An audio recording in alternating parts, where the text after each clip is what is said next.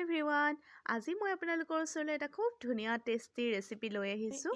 সৰু আলুৰ ৰেচিপি। এতিয়াতো সৰু আলুৰ বতৰ নহয়নে বাৰু, আৰু আলু খাই চবেইতো ভাল পায়।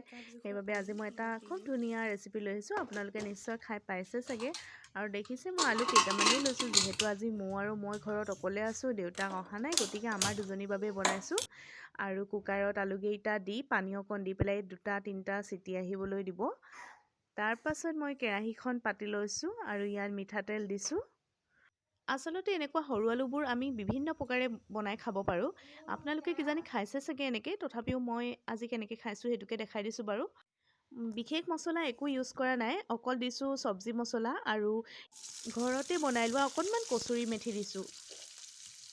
কচুৰি মেথিটো নিদিলেও একো নাই বাৰু, কিন্তু দিলে যে সকলো বস্তু খাবলৈ ইমান ধুনীয়া লাগে, সেইবাবে দিছোঁ আৰু দেখিছে আপোনালোকে মই আলুখিনি বইল কৰি লৈছোঁ। তেতিয়া অকণমান নিমখ দিছিলোঁ, বেছি দিয়া নাছিলোঁ, গতিকে আকৌ ফ্ৰাই কৰোঁতে নিমখ আৰু হালধি দি ফ্ৰাই কৰিছোঁ। এতিয়া আলুকেইটা ফ্ৰাই কৰা হৈ গ'ল, আৰু মই তেল যিহেতু বেছিকৈ দি লৈছিলোঁ, গতিকে সেইখিনি তেলতে এতিয়া মছলাখিনি ভাজি ল'ম। প্ৰথমতে মই এতিয়া তেজপাত এটা দি লৈছোঁ, তাৰপাছত পিঁয়াজ দিছোঁ। পিঁয়াজখিনি দিয়াৰ পিছত অকণমান লৰাই এতিয়া বিলাহী দিছোঁ। তাৰপাছত এয়া দেখিছেনে বাৰু, অকণমান নিমখ দি লৈছোঁ দেই মছলাখিনিত, আৰু নহৰু যিহেতু মই গিলাচটোত খুন্দি লৈছোঁ, আৰু মছলাখিনি অকণমান হালধিয়ে সৈতে পানীয়ে মিহলাই এনেকৈ দি দিছোঁ। তেতিয়া মানে খাবলৈও এটা ধুনীয়া হয় আৰু গোন্ধটোও বহুত ধুনীয়া ওলায়। আৰু এনেকৈ মই মছলাখিনি কিছু সময় ভাজি লৈছোঁ। তাৰপাছত মই ঢাকন উদঙাই লৰাই মছলাখিনি ভাজি লৈছোঁ, যাতে তাৰ পৰা কেঁচা গোন্ধটো নাইকিয়া হৈ যায় আৰু মছলাখিনিও লাহে লাহে তেল এৰিবলৈ ধৰিব। তেতিয়ালৈকে মই ভালদৰে ভাজি ল'ম। আৰু এয়া দেখিছেনে বাৰু, মছলাখিনি ধুনীয়াকৈ মানে হৈ গ'ল, আৰু তাৰ পানীও নাই, তেল ওলাবলৈ ধৰিছে।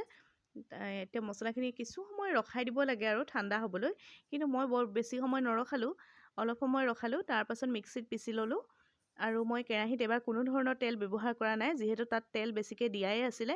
আৰু মিক্সিৰ বাতিটোত যিমানখিনি লাগি আছিলে অকণমান পানী দি পেলাই মই এনেকৈ দি ল'লোঁ, আৰু তাৰপাছত অকণমান উতল অহাত আলুকেইটাও দি দিলোঁ।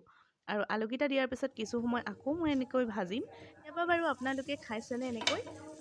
এইটো আচলতে খায়েই দেই, বহুতে খাইছে বাৰু, তথাপিও মই সুধিছোঁ আৰু এইটো অকণমান পনীয়া নিচিনাকৈও খাব পাৰে, গ্ৰেভি নিচিনাকৈ, আৰু মানে শুকুৱাই দিওঁ বুলিও পাৰে, যেনেকৈ খায় আৰু।